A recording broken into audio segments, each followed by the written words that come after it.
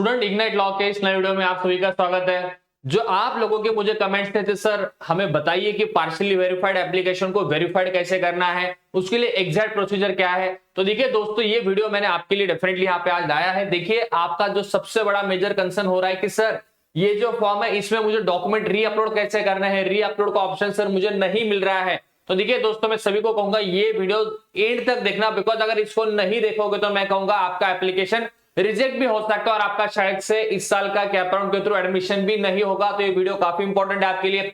देखिए अगर आप इग्नाइट लॉ के इस वीडियो के लिए नए हो तो सबसे पहले चैनल को सब्सक्राइब कर लीजिए, वीडियो को भी लाइक कर लीजिए। देखिए आप सभी को पता है, जो सबसे पहला अभी आपके सामने देखिए जो स्लाइड मैंने यहाँ पे रखा है कि आप सभी के सामने जो स्टेटस शो होता है आपके एप्लीकेशन के अंदर कि यहाँ पे आपको ये दिखाई देता है कि पार्शियल वेरीफाइड, राइट।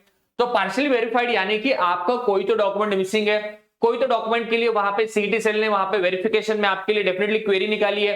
तो जो भी क्वेरी है, जो भी कंसर्न है, यहाँ पे आपको प्रॉपर्ली मेंशन किया जाता है from CET cell. Let's say suppose अगर यहाँ पे किसी एक स्टूडेंट का मैंने यहाँ पे आपको डेमो पर्पज के लिए रखा है, तो देखिए इनके लिए क्या जो ग्रीवेंस निकला है, देखिए कि statement of marks of graduation, right, BA passing है 2025, यानी कि जो क्वेरी है कि स्टेटमेंट ऑफ मार्क्स काफी इंपॉर्टेंट है, मतलब यहाँ पे कन्वर्जन सर्टिफिकेट जो चाहिए था ये इन्होंने यहाँ पे प्रॉपर्ली अपलोड नहीं किया है। और इसका जो कमेंट्स है, कमेंट्स भी यहाँ पे मेंशन होती है कि अपलोड ऑल सेमेस्टर और upload all year marksheet with conversion certificate. तो इनका ये स्क्रूटिनी में निकाला हुआ ये इनका जो क्वेरी है। तो अभी करना क्या है, देखिए तो आपको अगर पार्शियली वेरीफाइड का स्टेटस आता है तो ये आपको फॉर्म यहाँ पे फिर से अनलॉक करके री अपलोड करना है डॉक्यूमेंट। तो उसके एग्जैक्टली प्रोसीजर क्या है, देखिए सबसे पहले मैं आपको कहूंगा ये जो ऑप्शन आपके सामने दिखाई दे रहा है अनलॉक एप्लीकेशन फॉर्म, यहाँ पे आप सभी को सेलेक्ट करना है। सेलेक्ट करते ही देखिए आपके सामने जो आपका खुद का प्रोफाइल है वो ओपन होता है, फिर आपका नाम जो भी बेसिक डिटेल्स से ओपन होते हैं। एंड यहाँ पे जो विंडो है देखिए I want to unlock and edit my application form, यहाँ पे आपको सबसे पहले सेलेक्ट करना होगा। देन अनलॉक एप्लीकेशन फॉर्म यहाँ पे आप सबमिट कीजिए। ये करने के बाद जो नेक्स्ट स्टेप आपके सामने ओपन होगा, तो देखिए जो भी आपका डॉक्यूमेंट के लिए क्वेरी निकाला गया है वो डॉक्यूमेंट सबसे पहले देखिए आपको यहाँ पे जाके डिलीट करना है। यानी कि सबसे पहला स्टेप है डिलीट कीजिए डॉक्यूमेंट को जो गलत है, जिसमें आपको रीअपलोड करना है। तो जैसे आप इसको डिलीट करते हो, याद रखिए डिलीट करने के बाद फिर आपका नेक्स्ट स्टेप यहाँ पे क्या आता है कि आपको फिर जो भी नया डॉक्यूमेंट अपलोड करना है, याद रखिए जो कि ओरिजिनल डॉक्यूमेंट्स होगा। अभी लेट्स से सपोज यहाँ पे कन्वर्जन सर्टिफिकेट नहीं था, तो ठीक है स्टूडेंट ने कन्वर्जन सर्टिफिकेट प्रॉपर्ली फिल करके अगर अपलोड करना है स्टूडेंट को, तो ठीक है यहाँ पे आपको फाइल यहाँ पे सेलेक्ट करके जो भी आपके डेस्कटॉप में आपने फाइल को सेव किया होगा वो फाइल यहाँ पे अपलोड करनी है। बट याद रखिए यहाँ पे जो इनका सबसे बड़ा जो रेड हाईलाइटेड पॉइंट है, याद रखिए please upload the original documents, otherwise it will be rejected during E verification. मैंने पहले ही कहा था, देखिए ई वेरिफिकेशन में आपको ओरिजिनल डॉक्यूमेंट्स को स्कैन करके अपलोड करना है। अगर डॉक्यूमेंट्स आपके जो ओरिजिनल नहीं होंगे तो याद रखिए आपका डेफिनेटली यहाँ पे फॉर्म एक्सेप्ट नहीं होगा। और आपके लिए मैं कहूंगा देखिए 18 जुलाई कल का लास्ट डेट है आपके लिए रजिस्ट्रेशन करने के लिए, और 19 जुलाई तक आपको भी पता है, सॉरी आपको 22 जुलाई तक डेफिनेटली टाइम दिया है सीईटी सेल ने फॉर ई वेरिफिकेशन।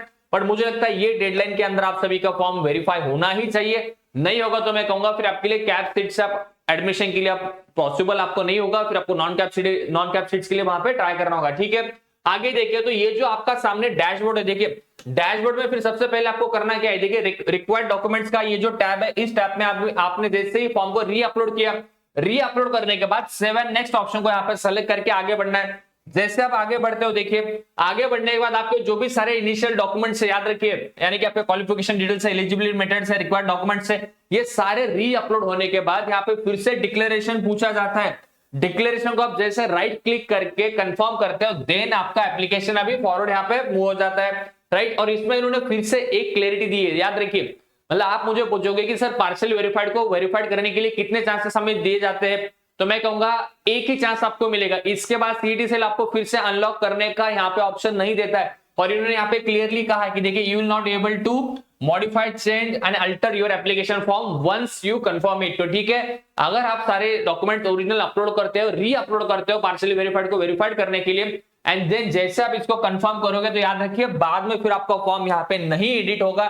तो बहुत केयरफुली मैं कहूंगा आपको ये सारी चीजें करनी है। और जिस डॉक्यूमेंट को आपने यहाँ पे री अपलोड किया है उसका स्टेटस अभी यहाँ पे पेंडिंग शो देगा, पेंडिंग एज अ शो करेगा। ठीक है, तो यहाँ पे भी आप चेक कर सकते हो कि चेक डॉक्यूमेंट वेरिफिकेशन स्टेटस, तो आपको एक कंफर्मेशन मिलेगा कि हाँ सर मैंने डॉक्यूमेंट को डिलीट करके री अपलोड किया है और अभी ये मेरा जो डॉक्यूमेंट है जिसका अभी वेरिफिकेशन पेंडिंग है, राइट, जिसके कारण मुझे पार्शियली वेरीफाइड दिखा गया है, बाकी देखिए सारे डॉक्यूमेंट्स यहाँ पे वेरीफाइड हो चुके हैं, इसीलिए यहाँ पे पार्शियली वेरीफाइड का सिंबल आता है। अदरवाइज बाकी एग्जामिनेशन में क्या होता है, वेरीफाइड और not verified. But law CET के लिए याद रखिए पार्शियली वेरीफाइड का यहाँ पे एक आपके लिए प्रोविजन किया है, यानी कि जितने भी डॉक्यूमेंट्स आपके वेरीफाइड है यहाँ पे शो होंगे, बट जो नॉट वेरीफाइड है, जो पार्शियली वेरीफाइड है, यहाँ पे आपके लिए दिखाया जाता है। तो ठीक है, फिर से रीअपलोड करोगे एंड जैसे आपका कंफर्मेशन होता है तो मैं कहूंगा देखिए फिर से ये जो लास्ट विंडो है आपके सामने आएगा। जब तक ये लास्ट विंडो आपके सामने नहीं आएगा तो आप समझ लीजिए कि अभी भी आपका डॉक्यूमेंट का जो प्रोसेस है वो पेंडिंग है। देखिए यहाँ पे जो मैंने रेड एरो किया है, इस रेड एरो में यहाँ पे फिर नीचे कोई भी रिमार्क्स आपको नहीं आएगा एंड यहाँ पे फिर से आपको यही शो होगा कि सर पार्शियली वेरीफाइड है। और मुझे पता है कि आप में से काफी लोग जिन्होंने रीअपलोड किया है वो अभी काफी पैनिक सिचुएशन में है कि सर मैंने तो अभी अपलोड तो की है डॉक्यूमेंट, बट फिर से मुझे पार्शियली वेरीफाइड ही यहाँ पे शो हो रहा है।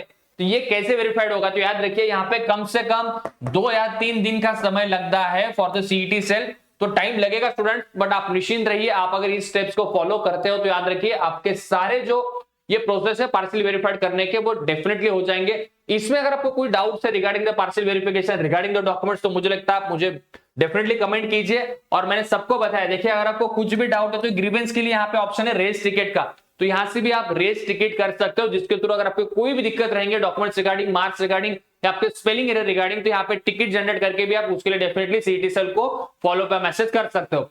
तो मुझे लगता है स्टूडेंट आई होप कि ये जो स्टेप्स थे आप सभी के लिए काफी इंपॉर्टेंट है। इस स्टेप को ही आपको फॉलो करके आपका पार्शियल वेरीफाइड का स्टेटस वेरीफाइड हो जाएगा।